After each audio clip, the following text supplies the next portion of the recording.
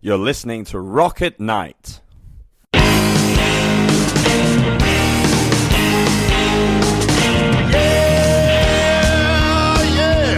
Are you ready? Hey, tonight I'm gonna take you on a little trip. We're going down south by the mighty Mississippi. I'm gonna take you to a place where lights never dim. Bring your mother, your brother, and your best friend. I'm gonna show you where they dance out in the street. They'll tell you all about your body heat. Not gonna talk about it, just gonna do it. Get on down, if you feel up good. Now, get on down. All right, we're here with Stolen out of New Jersey. Yep. Am I correct? New Jersey. And what's y'all's names? I'm Dom. I'm Rob. I'm Mikey. And I'm Mike. And gotta ask, cause y'all have some baby faces. How old are you? I'm 20. I'm 22. I'm 19. I'm 19. Yeah. Man, I wish I was doing this when I was you guys' age. Now, out there, you guys have been identified as both pop. You've been identified as rock. You've been identified as punk. What do you guys feel that you are? I would say like a pop rock alternative kind of thing in there, but I think definitely the best thing would be like pop rock. The best way I would describe it is if you look, not that we sound anything like anything from the 60s, but if you look at bands in the 60s like the Beatles, where it was essentially a pop band, but they were, all rock instruments. You break it down, it's organic. I guess that's the best way I would describe it. It's pop rock, but it's in an organic sense. So. My answer is I don't like genres. If the band sounds good, they sound good. See, now I love your answer, dude. I think we're rock music. Like, however you want to classify that. There's a million different types of rock music, but when it comes down to it, it's all rock and roll. Yeah, this is true. Rock and roll. All right, now you guys have been on tour before. This is not your first time. Yeah. You guys have supported groups like The Offspring and Neon Tree and All American Rejects. Yeah. I mean, how big of a thrill was that to be on stage? It was a lot of fun. I remember especially the All American Reject show. It was really cool. It was a show down in Virginia. It was the Celebrate Fairfax Festival. We got an email and it's like, hey, we're playing with the All American Rejects. We're like, yo, this is sick. We were stoked, and the whole experience playing there just with them, it was unreal. It was a really fun time. Nice. Yeah, support shows are always really cool because, the fact that, it's, you get the benefit of, you're playing to a lot of people, but at the end of the day, you also get to watch some of these really cool bands, Yeah, and you get, getting in to just see those bands for free is cool in itself, so. Most definitely. Yeah, I agree. That's all.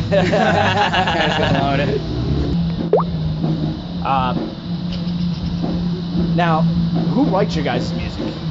It's a big like kind of group thing. Like Rob will come in with some like, hey guys, I got this, or Rebel will come in like, yo, I got this. Let's work with it, and we all throw like our 2 cents in, and at the end of the day, like our songwriting process is just like a big group thing, and it's funny because you see from where it started to where it is, and it's like, whoa, this is so different from like we came such a long way with this song. It's sometimes it's really different. Don pretty much hit it on the head. It'll be like, I'll have usually, as far as lyrics go, I'm usually the one who writes the lyrics, but I'll have like small like that and just chord frame, really basic stuff. I'll bring it to the guys. Dom will definitely change, he might change a couple words around, he might change the way the vocal melody is. Michael obviously had a way cooler drum part. Mikey, same thing. There's times where Mikey might just change something on guitar as well. Kevin might do something on the bass. It's really, like I said, I'll bring a very small, raw little baby to the band, and then they kind of Turned it into a fully grown woman. Yeah, and I think that's the best way to do it because then you get everyone's input. It's not one person like, all right, this is what we're doing. We get all 5 opinions in on it, and I think it works out pretty well with them. I'm gonna quote a previous interview I did.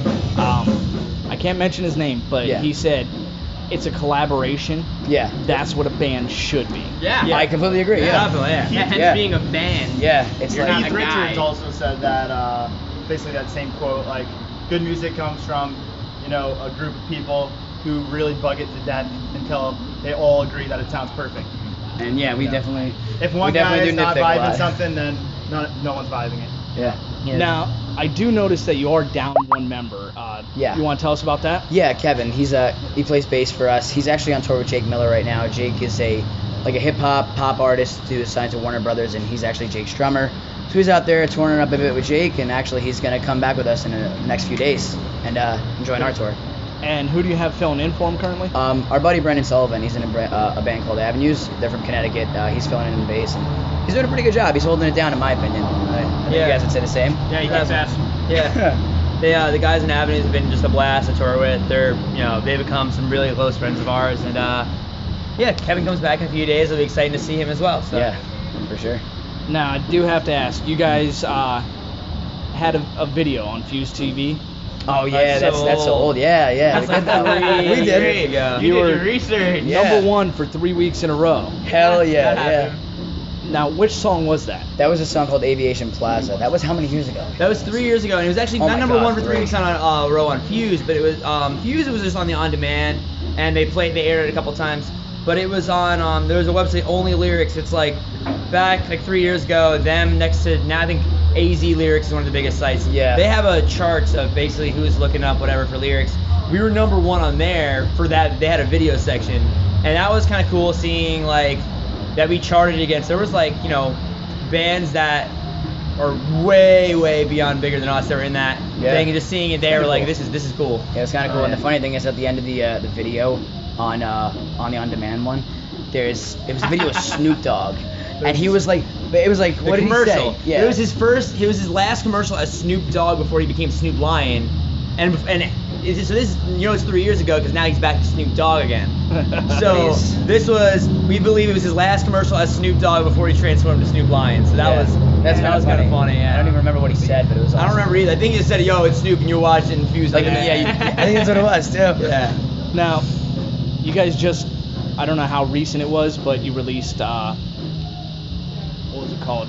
Chardonnay? Yes, Chardonnay. Yeah. Now, that took a different path than most of your music. Yes, for And sure. what brought that on?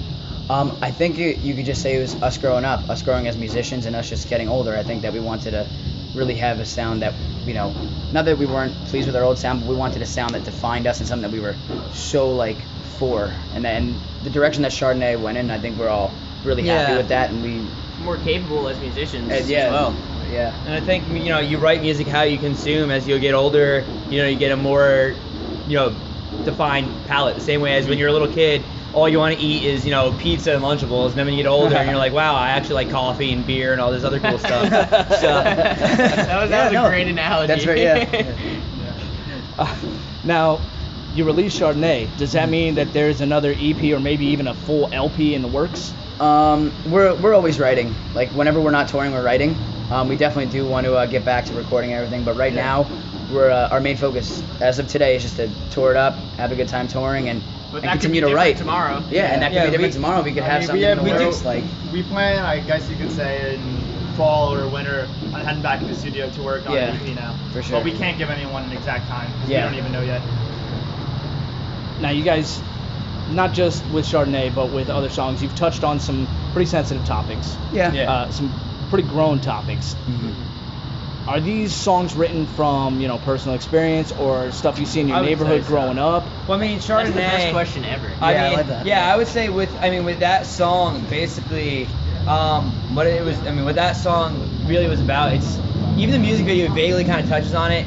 Basically, it's about this guy who was with this girl, and she just starts getting like addicted to prescription pills, and like he still just wants to be with her, but every day she's just too far out, and he just can't connect with her. And that's kind of what that song kind of based on it. And with the video, we really haven't even talked about this yet, but it kind of reverse roles, where the girl in the video almost is kind of taking the place of the guy in like a metaphorical sense. Like the whole arrow is kind of like chasing after the deer who's like oblivious. Like the girl has no, the girl in the song has no clue what she's doing to herself or to him.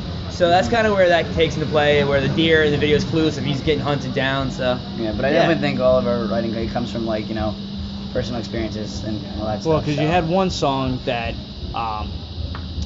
listening to the song, watching the video, it was like you were reminding yourself or somebody else not to commit suicide, that you're worth sticking around for. Yeah, and that's sort of exactly what it's not necessarily our first person experiences, but it could be our first person experiences of watching somebody else. Yeah, definitely. So that song wasn't. I mean, I wouldn't say it was necessarily a personal Yeah. experience for us particular, but It was when you're at that watching age, somebody else. yeah, Yeah. exactly. I mean, We were really young when we wrote that. yeah. So I mean, that's when you're first kind of exposed to those things at a young age. It's kind of you can you can tell. I mean, lyrically how someone who was. I mean, we were all 17 to 19. That age approach on a subject like that versus how Well, now we're older approach on other subjects. Your younger songs, you can tell, because I mean, you guys touch base on like bullying.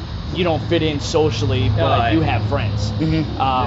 You touch base on, you don't want to grow up. You're realizing, oh, life sucks. That's a It's all pretty common topics. Yeah. Like, Well- but anyone can relate to it. We don't write songs for people to relate to it. It's just, But it it's just But kind they of, are relatable. Yeah. Yeah, I guess. I think it's cool when your songs are relatable. Like, you don't set up like, all right, I want this group of people to relate to this, or we write to write, what, what we want to write, and then when people relate to it, I think that's awesome. We find that very cool. I'm 36 years old and I still don't want to grow up. I listen to that track and I'm like, yeah, dude, I know.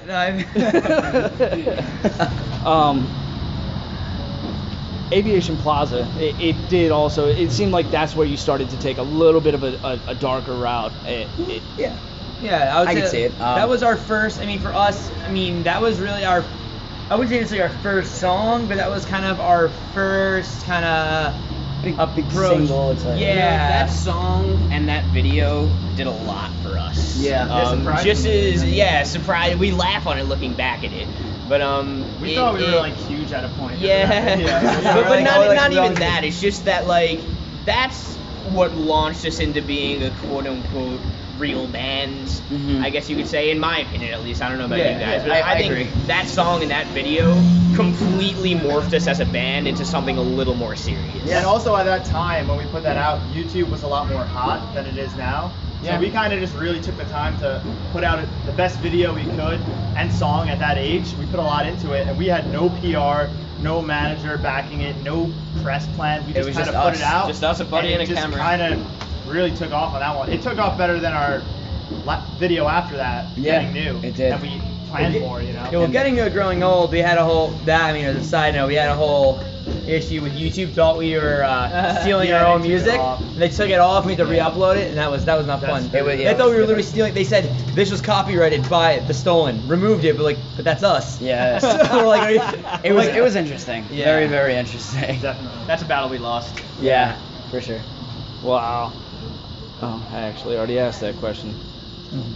Cool. Now, and I've said it, listen to your music.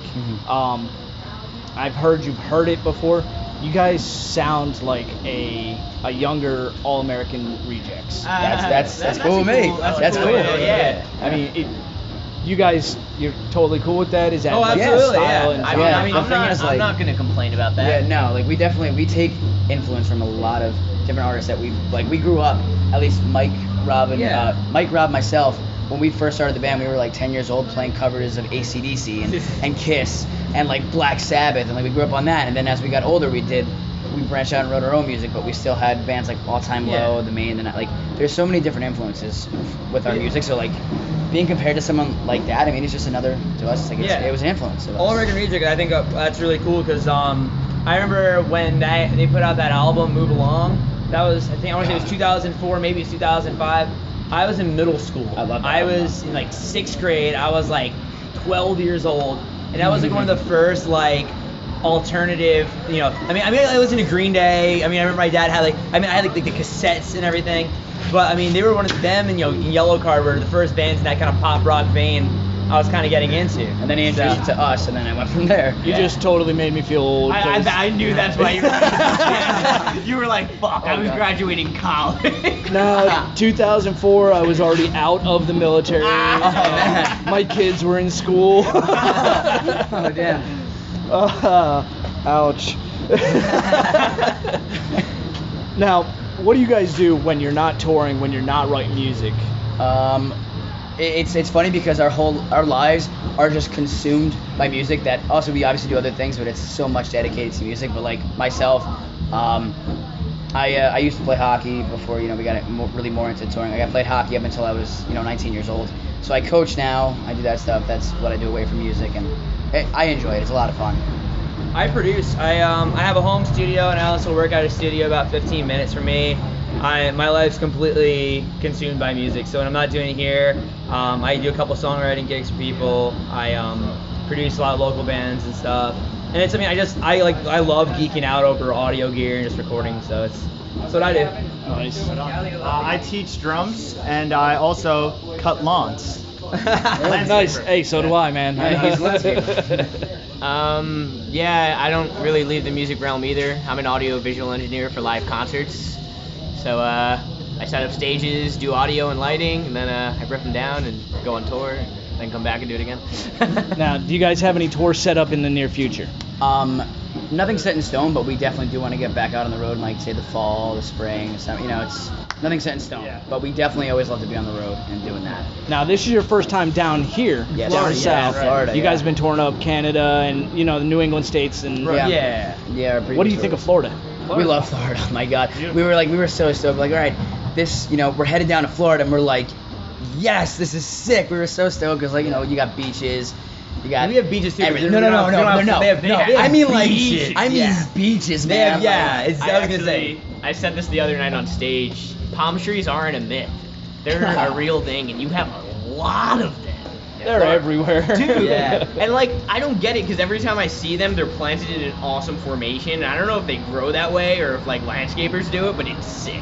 Oh, the straight lines? Yeah. Yeah, that's all landscape. Yeah, no, that has to be on it. Oh, you blew Florida's biggest secret. No, but we were stoked to come down to Florida. We hit besides today in Tampa, we were in Sunrise, Jacksonville, and Orlando. Not in that specific order, but it was fun, and it's awesome, and it's kind of weird that I noticed that but northern Florida is way different than a place like Sunrise or get into the southern Florida. It's Oh, different. dude, wait till you get down to Miami and the Keys. Oh, I can only imagine. Totally different world. But we love it here, and it's definitely a place that we want to come back in the near future for sure. Well, with this tour, you guys are helping to bring your music down here, so hopefully this will bring you back. Yeah. We look forward to hearing from you. Oh, dude, yeah. Well, we're stoked definitely to come back here. That's on our agenda for sure. Yeah. Florida's, it's great. The fact that you guys get warm weather year round is Oh my God. awesome. Makes me jealous. We get I think this past winter there was times we had 2 feet of snow and it was 4 degrees and we're just all locked inside. You know and what's it so was- funny that we're saying oh yeah, we got 2 feet of snow, but there's people in Buffalo who had 10 feet of snow and yeah, that's nothing, man. But for us, it's Yeah. oh man, come on, dude, forget snow, let's go down to Florida. I'm not gonna lie, I was one of the jerks that was posting pictures on Facebook, tagging all my family up in Connecticut. Where picture of me in a tank top, flip flops, out on the dude, beach. I would have done the same thing. And where are you guys at? Yeah. You guys are buried in snow. I'm down here on the beach. I would have done the same thing. I had a taste of it in January. I just came down here for vacation to Tampa area and St. Pete Beach, and same thing. It was 20 and snowing up in Jersey, and I'm just saying anything. I'm on Facebook. I'm wow, I'm down here. It's 85 and sunny. The funny thing is, I'm on Twitter and I see these pictures are being posted. I'm like, Rob, I hate you, man. So I called him. I'm like, dude, I envy you right now. And he's like, sorry, bro. And I'm like, ugh, and I just hung up the phone really mad 'cause I was pissed off. I want warm weather. So. All right, well, I know you guys got a show to perform, so we're going to let you get to it. And Awesome. thank you for talking with us. Thank you, man. Thanks for Thank you having so us, man. much. You're listening to Rock at Night. Thanks for the intro melody. It's called Get On Down by Billy Bass Alford. Thanks.